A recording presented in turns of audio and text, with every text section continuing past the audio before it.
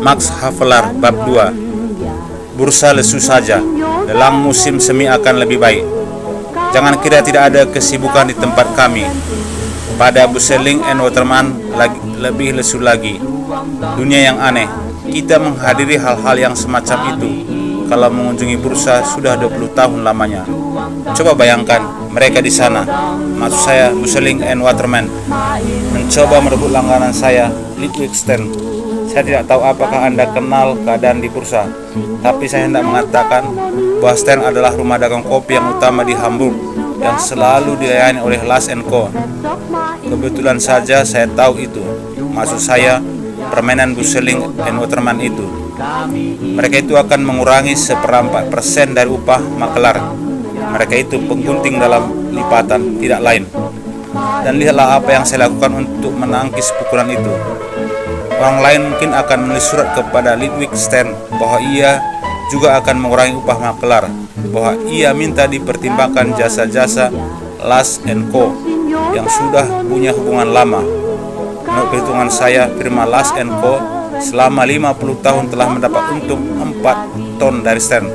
Hubungan itu sudah berasal dari zaman sistem kontinental. Waktu itu kami menyelundupkan barang-barang dari negeri jajahan melalui Helgoland dan seterusnya. Tidak, saya tidak menggunting dalam lipatan. Saya pergi ke Polen. Polen itu adalah restoran orang Polandia di Amsterdam. Minta kertas dan pena dan menulis bahwa karena perluasan yang pesat dari perdagangan kami belakangan ini, terutama banyaknya pesanan dari Jerman Utara, ini adalah sungguh-sungguh benar. Maka pegawai perlu ditambah. Ini pun benar. Kemarin masih pengurus buku ada di kantor sesudah jam 11. Masih pengurus buku ada di kantor sudah jam 11 malam untuk mencari kacamata. Bahwa terutama dirasakan perlunya pemuda-pemuda yang sopan dan berpendidikan baik untuk surat-menyurat dalam bahasa Jerman. Bahwa memang banyak pemuda-pemuda Jerman yang tinggal di Amsterdam mempunyai kepandaian yang diperlukan itu. Tapi bahwa sebuah kantor dagang menghormati dirinya, ini adalah sungguh-sungguh benar. Maksud saya, Lars & Co. Maklar Kopi, Laurelgracht nomor 37. Harus berhati-hati benar menerima oknum-oknum untuk bekerja.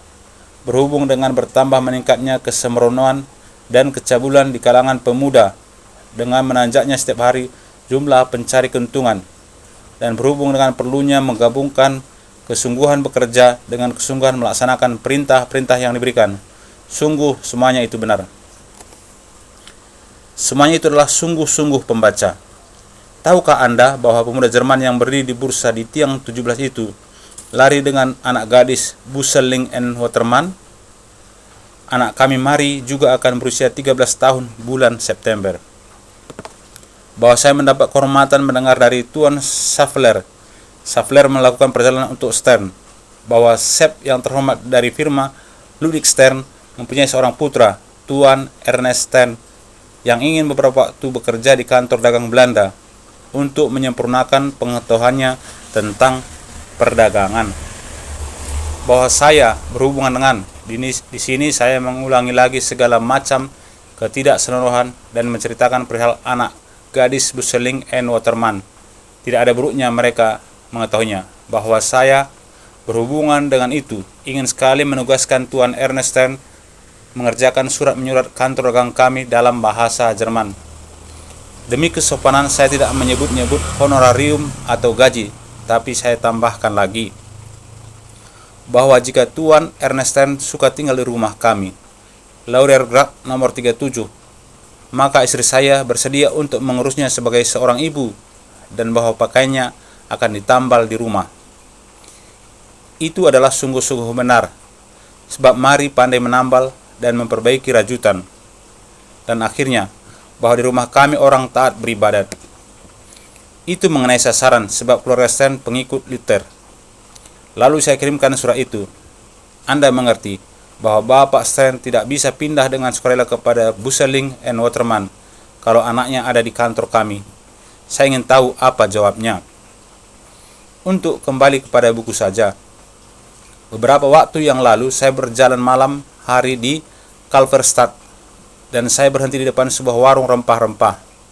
Saya melihat pemiliknya sedang menyusun sebuah partai kopi Jawa yang biasa, yang bagus, yang kuning, jenis Cirebon, yang agak rusak, yang bercampur kotoran. Hal mana sangat menarik perhatian saya, sebab saya memperhatikan segala sesuatu. Tiba-tiba saya melihat seorang tuan yang berdiri di depan toko buku di sebelahnya, dan rasa-rasanya saya kenal. Dia pun nampaknya mengenali saya, sebab pandangan kami saban kali bertemu. Saya harus mengakui bahwa perhatian saya terlalu terpusat pada kopi bercampur kotoran itu, dan saya tidak segera melihat apa yang kemudian saya lihat, yakni laki-laki itu berpakaian agak miskin. Jika tidak, tentu saya biarkan saja. Tapi tiba-tiba timbul pikiran saya bahwa mungkin ia seorang agen keliling dagang Jerman yang mencari makelar yang bisa dipercaya. Nampaknya seperti seorang Jerman dan juga seorang agen keliling. Rambutnya rambut jagung, matanya biru, dan dalam sikap dan pakaiannya nampak bahwa ia seorang asing. Ia tidak memakai jas dingin yang tebal, hanya semacam syal tersandang di bahunya.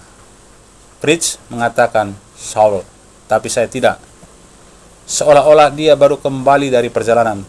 Saya mengira bertemu seorang langganan dan memberikan kartu nama, Last & Co, makelar kopi, Lauder Grag nomor 37. Kartu itu diikatkannya kencala gas, dan ia berkata, "Terima kasih." Tapi rupanya saya salah tanpa.